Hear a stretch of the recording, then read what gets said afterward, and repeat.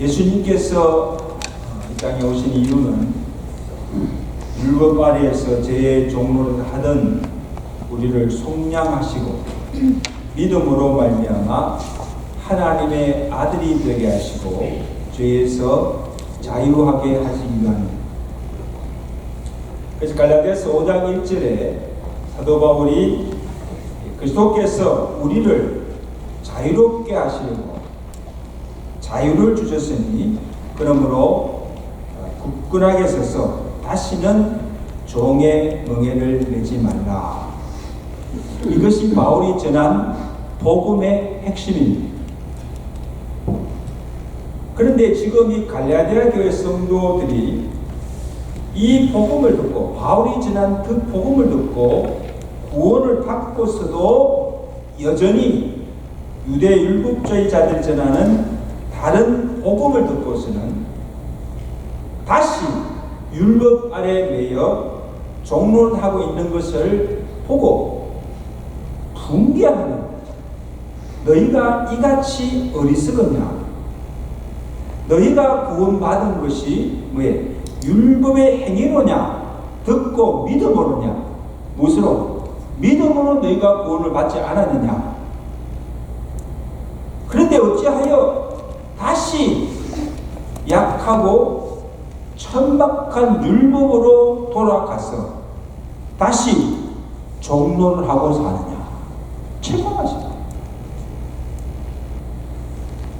여러분, 유대 율법자들이 갈라디아 교회 성도 전한 다른 복음이 무엇입니까? 무엇을 전하였습니까? 너희가 예수를 믿어도 여전히 할례도 행하고 안식일도 지키고 또 음식규례도 지키고 율법을 지켜야 온전한 구원을 받을 수가 있다는 겁니다. 여러분, 이것은 곧 예수 그리스도께서 우리를 율법의 저주에서 속량하시고 믿음으로 구원을 얻게 하신 것을 헛되게 하는 겁니다. 복음을 대적하는 겁니다. 다른 복음이에요. 그래서 2장 21절에 사도 바울이 만일 사람이 의롭게 되는 것이 율법으로 말미암으면 그리스도께서 헛되이 죽으셨느니라. 그리스도의 죽음을 헛되게 하는 것이라는 거예요. 그래서 바울이 이 갈라디아 교회 안에 들어온 이 거짓 교사들과 또 그들이 전하는 이 다른 복음을 쫓아가는 갈라디아 교회 성도들을 무섭게 책망하면서 구약에 나오는 이 아브라함의 두 아들을 비유로서 이 율법과 복음의 관계가 어떤 것을 지금 설명하고 있는 거예요. 도대체 복음이 무엇인가를 바로 알라고.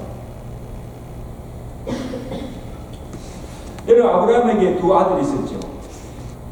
22절에도 뭐라 합니까? 기록된 바 아브라함에게 두 아들이 있으니 하나는 누구에게서?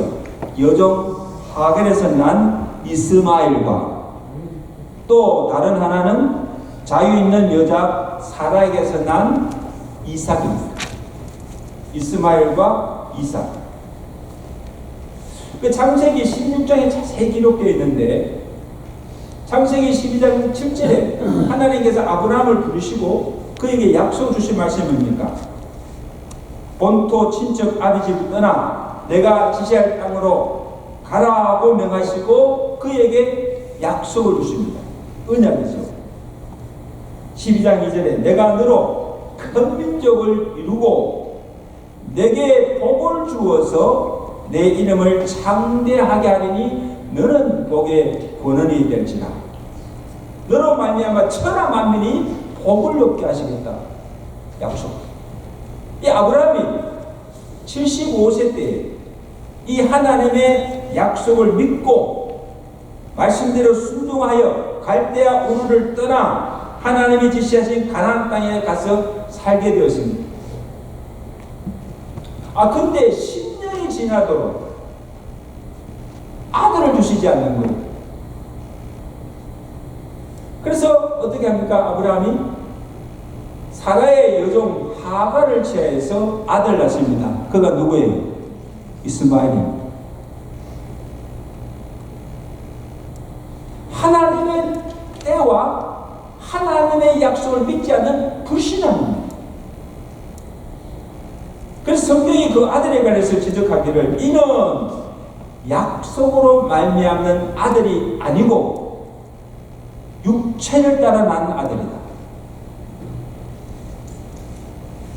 그리고는 그 후로 하나님께서 침묵하십니다. 아무 말씀도 하지 않았습니다. 그런데 아브라함이 몇 세 때? 99세가 되는 해에 하나님이 다시 나타나셔서 아브라함에게 또 다시 약속을 주십니다. 창세기 17장 19절입니다. 내 아내 사라가 내게 아들을 낳으리니 너는 그 이름을 왜? 이삭이라 하라. 내가 그와 내 언약을 세우리니 그의 후손에게 영원한 언약이 되리라. 할렐루야. 두 번 약속하십니다.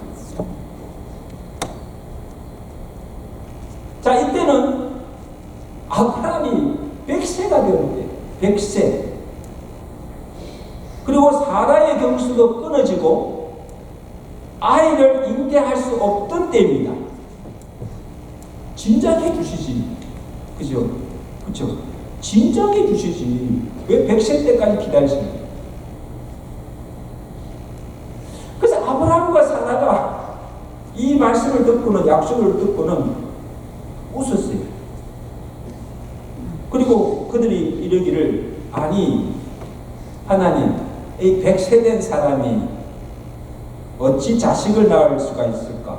또 사라는 왜 90세니 경수가 끊어지는데 어찌 출산하리요? 하나님 지금 무슨 말씀하십니까? 하고 웃은 거예요. 여기서 뭐예요? 하나님의 전능하심과 하나님의 약속을 다시 믿지 못한 또한 불신합니다. 그래서 하나님께서 이 아브라함을 책망하시고 그에게 또 하신 말씀이 무엇인가면 창세기 18장 14절에 여호와께 응하지 못한 일이 있겠느냐. 기한이 이를 때, 이 기한은 뭐예요? 하나님의 정한 때가 이를 때에 사라에게 아들이 있으리라. 누가 하신 말씀이에요? 전능하신 하나님 하신 말씀. 자, 그래서 하나님께서 아브라함에게 약속하신 대로 하나님이 말씀하신 그 기한에 하나님이 사라로 잉태하여서 아들을 낳게 하셨습니다. 창세기 21장이죠. 1절에 보면 여호와께서, 잘 들으세요. 여호와께서 말씀하신 대로 그 기한에 사라에게 행하셨으므로 사라가 임신하고 하나님이 하신 그 시기가 되어 아브라함에게 아들을 낳으니 이름하여 이삭이라 하였더라. 할렐루야.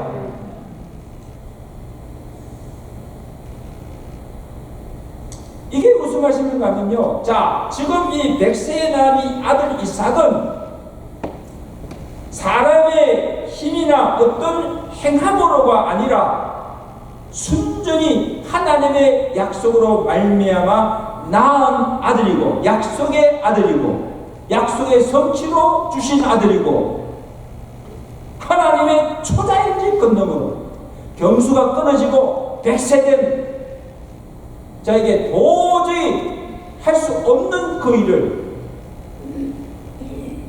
초자연적인 하나님의 권능으로 얻은 아들로 사라가 믿음으로 낳은 약속의 아들이다 하는 것을 말씀합니다. 보통 아들이 아니죠.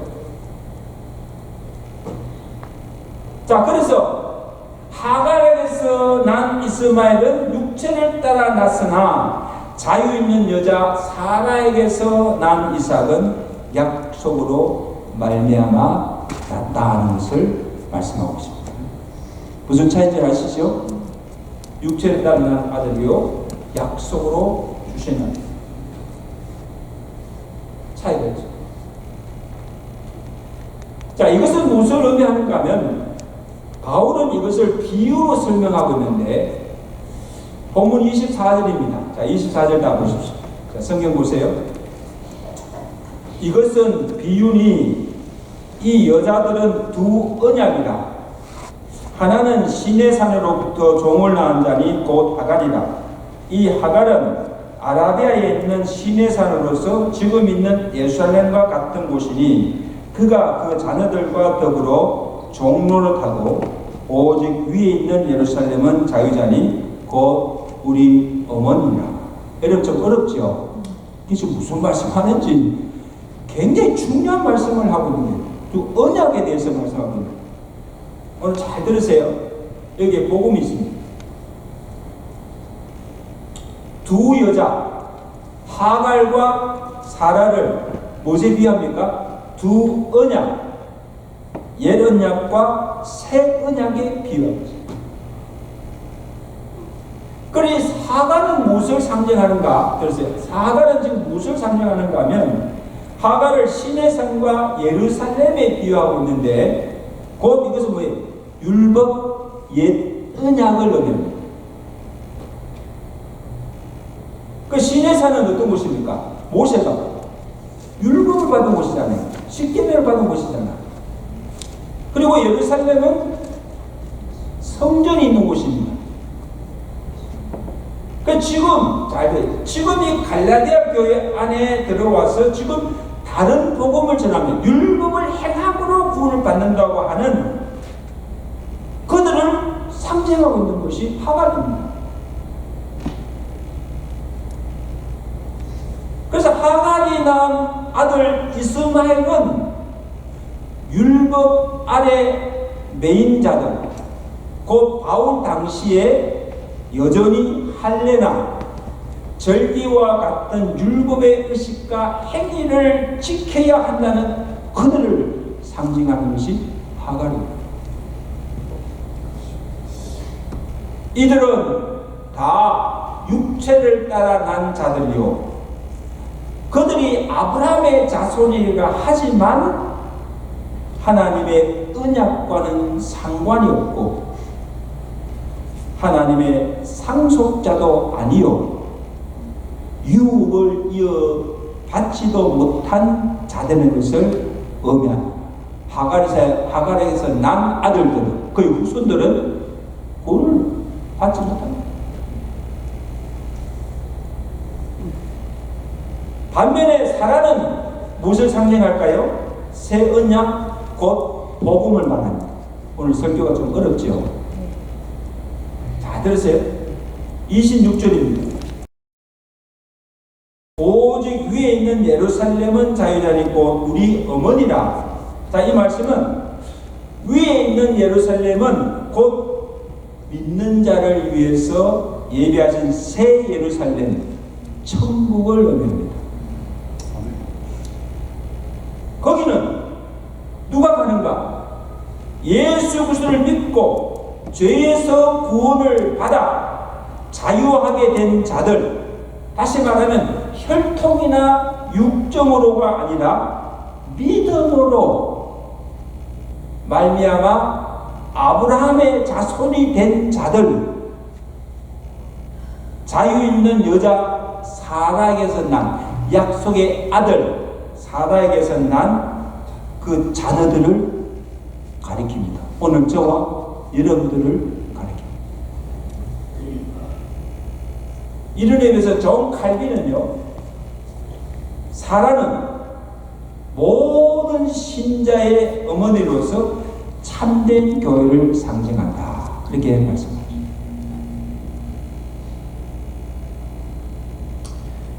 그러므로 이 사라가 낳은 이삭은 육체를 따라 난 아들이 아니라 하나님의 약속을 믿음으로 말미암아 인간적으로 도저히 불가능한 상태에서 전능하신 하나님의 능력으로 초자연적으로 난 아들이라는 겁니다. 믿으시면 아멘. 그래서 갈라디아서 3장 6절에 아브라함이 이 하나님을 믿음에 그것을 그에게 의로 정하십니다. 그 다음에 복음이 선포됩니다. 그런 즉 믿음으로 말미암은 자들은 다 아브라함의 자손이 되고 그 믿음이 있는 아브라함과 함께 복을 받느니라. 할렐루야. 예수를 믿는 믿음으로 말미암아 구원을 받은 모든 자들은 다 아브라함의 자손이 되고 아브라함이 받은 그 복을 다 함께 받게 됐다는 거예요. 이것이 우리가 받은 구원의 축복이에요. 아멘. 그 갈라디아서 3장 14절에서 이는 그리스도 예수 안에서 아브라함의 복이 이방인에게 미치게 하고 또 우리로 하여금 믿음으로 말미암아 성령의 약속을 받게 하려 합니다. 아멘. 참 복음이 놀랍지 않습니까? 자 보세요. 오늘 저와 여러분들은 we're not Jewish. 우린 유대인이 아니에요. 그리고 아브라함 자손도 아니에요. 혈통으로는 아브라함 자손이 될 수가 없어요. 하나님의 언약과도 관계가 없어요. 그런데 우리가 어떻게 아브라함의 자손이 되고 하나님의 언약의 백성이 될 수가 있습니까? 율법의 행함으로가 아니라 아브라함에게 약속으로 주신 아들 그 이삭의 후손을 통하여서 오신 예수 그리스도를 우리가 믿는 믿음으로 말미암아 아브라함의 자손이 되고 아브라함의 복을 받고 하늘의 유업을 이어받은 상속자가 되었다는 것입니다. 아멘. 크게 아멘. 아멘. 이 놀라운 축복이에요. 우리는 구원받을 자격이 없는 자입니다.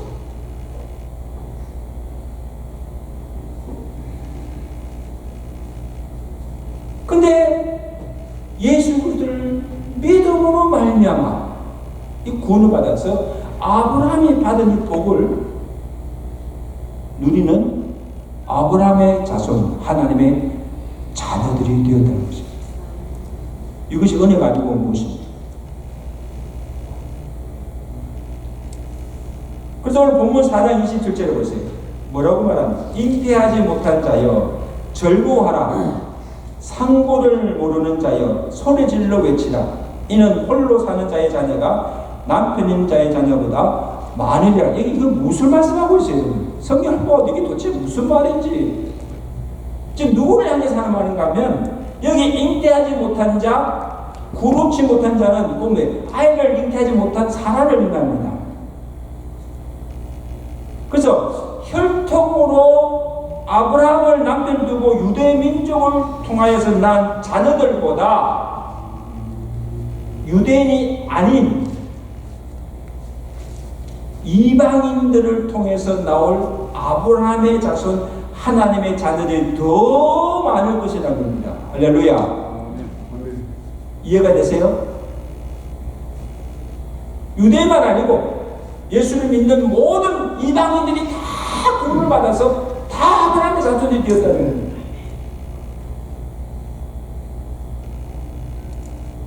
그래서 하나님께서 아브라함에게 약속하신 그 약속의 언약의 약속이 뭡니까?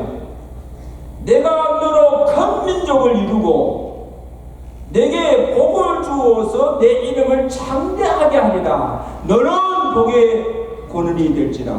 이 복이 무슨 복입니까? 아브라함으로 말미암아 천한 만민이 구원의 복을 받게 하시겠다는 약속입니다. 온 열방이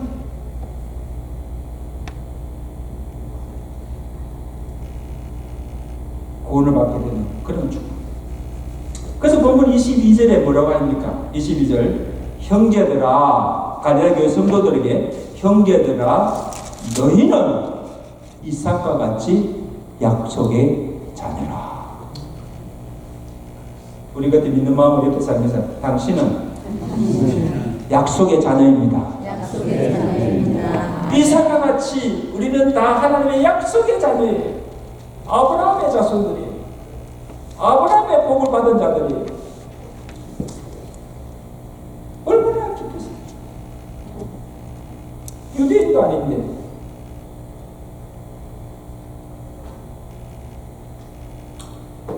자, 그래서 여러분, 이런 의미에서 유대인이 아닌 우리가, 전혀 구원의 소망이 없던 우리가 예수를 믿음으로 구원을 받아서 하나님의 백성이 된 것, 언약의 백성이 된 것, 무장한 아브라함과 사라에게 초자연적 하나님의 권능으로 아들 이삭을 준 것처럼 하나님이 우리에게 베푸신 초자연적 은혜라는 것입니다. 믿으시면 아멘. 초자연적인 은혜. 도저히 아이를 잉태하지 못한 그 사라에게 하나님의 권능으로 아들을 잉태케 하여서 아들을 주신 것처럼 도저히 그와 만한 자기 없는 우리에게 하나님께서 초자연적인 은혜를 베푸셔서 우리가 구원을 받은 하나님의 자녀가 되었다는 것.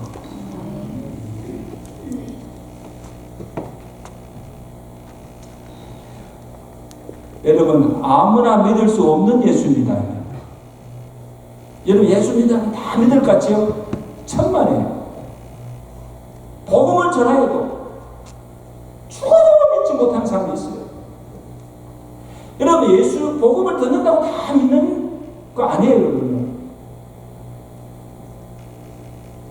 그래서 예수님께서 자기를 따르는 많은 무리를 보시고 제대로 나를 어떻게 믿는지를 궁금해서 제대로 묻습니다. 사람들이 인자를 누구로 아냐? 그걸 물어요. 그때 세례요한이다 선지다 하는데 베드로가 유명한 고백하죠. 뭐라고 고백합니까? 주는 그리스도시요 살아계신 하나님의 아들이심을 내가 믿습니다. 그 고백을 한 거예요. 그때 주님께서 이 베드로에게 축복하신 이 바요나 시므나 내가 복이 있도다. 이를 내게 알게 한 이는 혈력이 아니요 하늘에 계신 하나님 아버지시니라.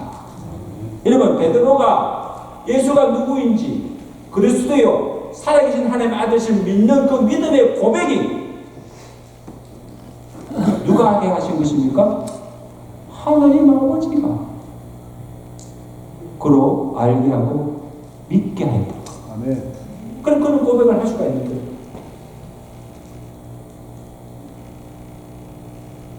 주가 그리스도시요 하나님의 아들이라 믿을 수 있는 것은 하나님이 그로 알게 하시고 믿게 하신 은혜임을 말씀하고 있습니다.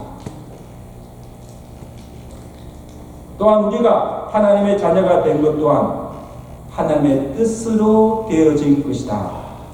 요한복음 1장 13절에 영접하는 자, 그 이름을 믿는 자들에게는 하나님의 자녀가 되는 권세를 주셨으니 이는 혈통으로나 육종으로나 사람의 뜻으로 나지 아니하고 오직 왜 하나님께로부터 난 자들이라.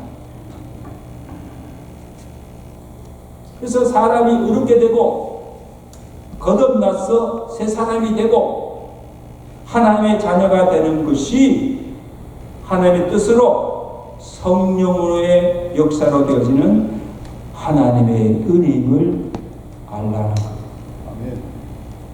그게 믿습니까? 그러므로 내가 구원받은 것이 은혜요 하나님의 자녀가 되고 그 자녀의 권세를 누리게 된 것이 이 모든 것이 하나님의 축복이라는 것입니다.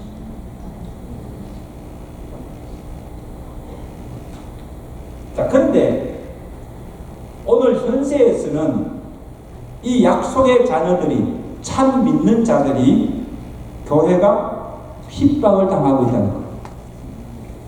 29절에 보세요. 자, 29절 내가 불사 봅니다. 성경 보세요. 그러나 그때에 육체를 따른 난 자가 성령을 따른 난 자를 박해한 것 같이 이제도 그러하도다. 그러나 성령이 무엇을 말하느냐? 여종과 그 아들을 내어 쫓으라. 여종의 아들이 자유있는 여자의 아들과 더불어 유업을 얻지 못하리라. 여러분, 실제로 이 여종 하갈이 이스마엘을 잉태한 후에 누구를 비난합니까? 아이를 낳지 못하는 사라를 멸시합니다. 지금 언제 아브라함의 아내가 되었다. 자기가 아들 낳았다고 아이 낳지 못하는 거에 사라를 막 멸시합니다. 또한 하갈의 아들 이스마엘도 사라가 이삭을 낳았을 때, 그때 이스마엘이 나이가 들었죠. 그러니까 사라가 이삭을 낳았을 때 어떻게 합니까? 창세기 22장 9절에 보면 사라가 본적 아브라함의 아들 애굽 여인 하갈의 아들 이삭을 놀리는지라. 요즘 하갈은 아이 놓치고 사라를 막 멸시하고, 그가 낳은 아들 이스마엘은 또 누구를? 약속의 아들 사라가 낳은 이삭을 놀리는 거예요.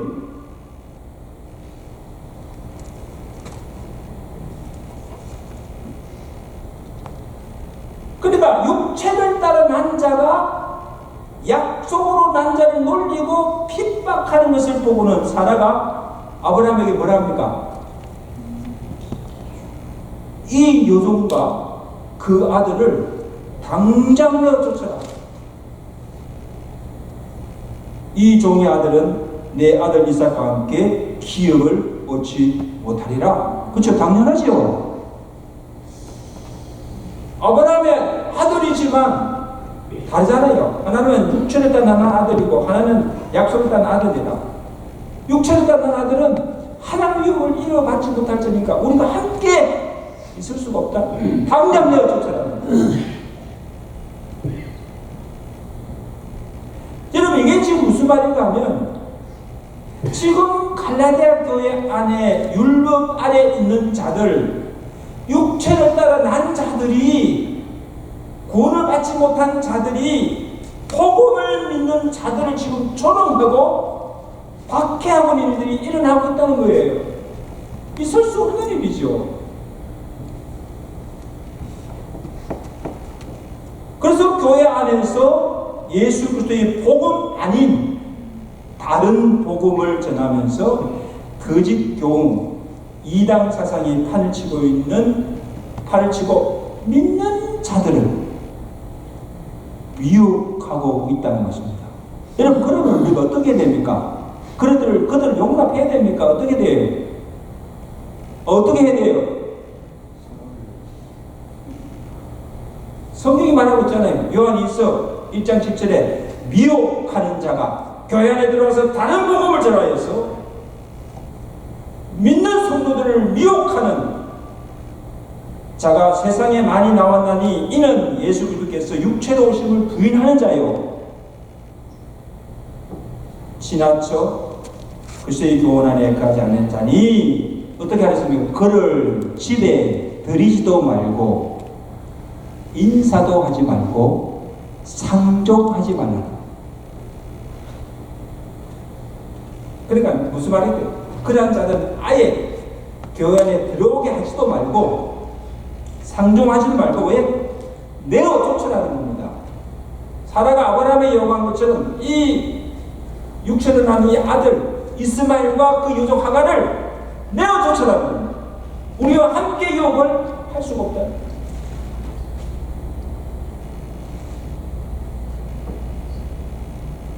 여러분, 또한 오늘 우리가 마지막 때에 우리를 미혹하는 영들이 판을 치고 있는데, 누가 참 선지자인가 거짓 선지자인가를 분별해야 됩니다. 그죠? 분별해야 돼요. 무조건 따라가서는 안 돼요.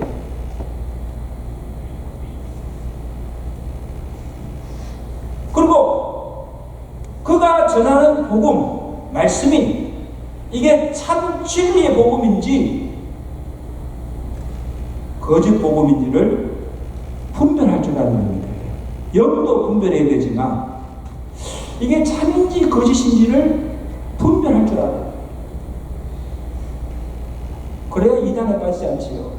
저는 이단에 빠지는 사람들 보면요, 도저히 우리가 인간의 상식을 믿을 수 없는 것들을 믿어요.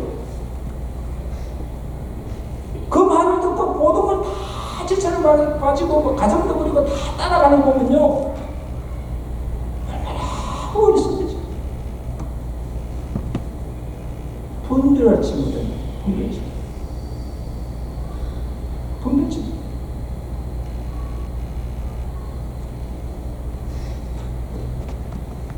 그리고 말씀을 전하는 주의 종들은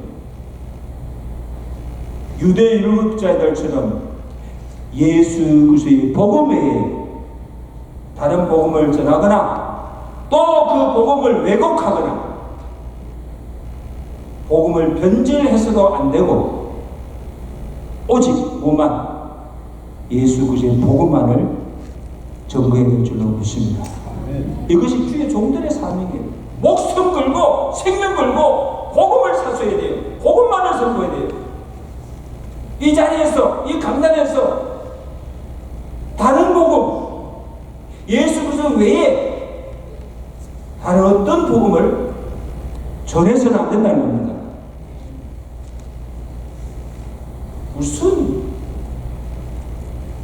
정말, 왜냐하면 오직 예수 그리스도의 복음만이 우리를 구원하고 복음만이 우리를 죄에서 자유하는 능력이 있음을 믿으시기 바랍니다.